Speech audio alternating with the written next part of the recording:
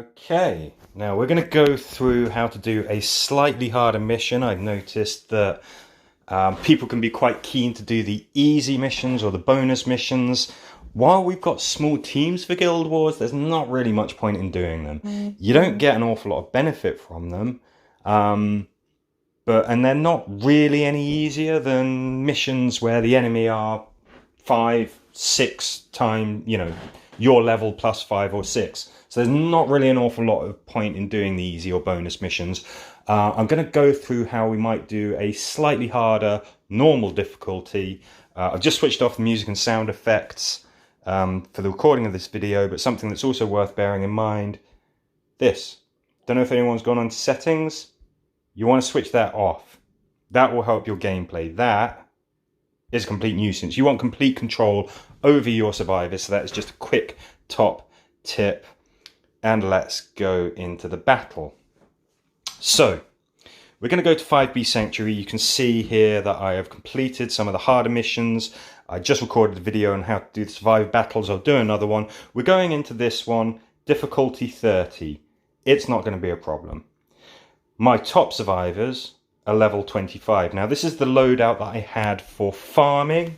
But here we are. We're going to be causing some actual damage going into battle. So, this is the very first thing that you do before you go into battle, is to check your equipment.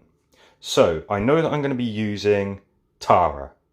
Her leadership ability is so good in Guild Wars, the ability to heal people. She is my go-to. You might have preferences, but you're never going to go wrong with Tara. We're going to check her equipment. Yes, fully upgraded, gold standard gear. That is what you want everyone to have. Now this is a unique weapon that I got from an event. It doesn't matter if you don't have the most fancy unique weapons. As long as it's gold, as long as it's fully upgraded, and as long as it has some good traits, that's all that matters. One caveat that I will add, high powered on shooter weapons. This is something that is pretty much essential for survivor battles, but I've gone into that in the survivor battle video. I think I also quickly talked about badges. You want your best badges on your best survivors, and you want to be causing damage, especially with critical hits, unless it's bruisers. So again, I think I've gone through this in the other video, so let's just pick our team. Sasha would be ideal, but she's out of action. So I'm going to go for, we've got a double XP event on. Let's take Maggie. Bit of a risk. Normally I take somebody with more combat related skills. Ideally somebody who would have Ruthless, since that comes in so useful. But we're going to use Maggie. She's pinky, so she should be fine. Rosita. Now, actually, having said that, cancel my last. We're going to swap out Maggie for my close combat expert, Michonne. She has the chainsaw. Again, this is a unique weapon. Don't worry if you haven't got these unique weapons. As long as it's gold, as long as it's fully upgraded and has some good traits, it'll do the trick. These help, but they won't win the battle for you. That comes down to tactics. Oh, you might notice that I've not upgraded this trait here. That's because I want to save up reroll tokens. I want her to have the Ruthless trait, which is so useful on your damage dealers. But let's swap out Maggie.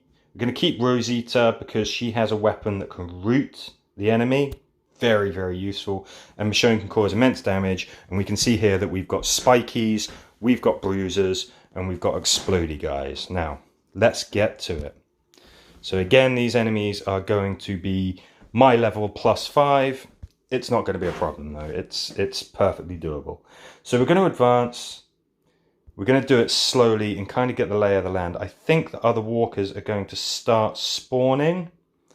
And we want to keep that threat low. So this is where something like the bow can be handy because it doesn't generate threat. We're going to start racking up charge points, ideally.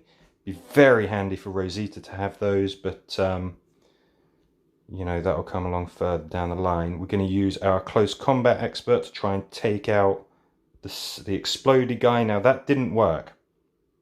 Doesn't matter. What we're going to do is bite the bullet. Michonne's going to be stunned, but we haven't got any walkers anywhere near us, so it doesn't really matter. Rosita, you get in there, you take them out. Tara, of course, takes these guys out. It's not a problem. So here comes our end of level baddie, the Spiky. We're just going to hit him with everything that we've got. Michonne, can you redeem yourself?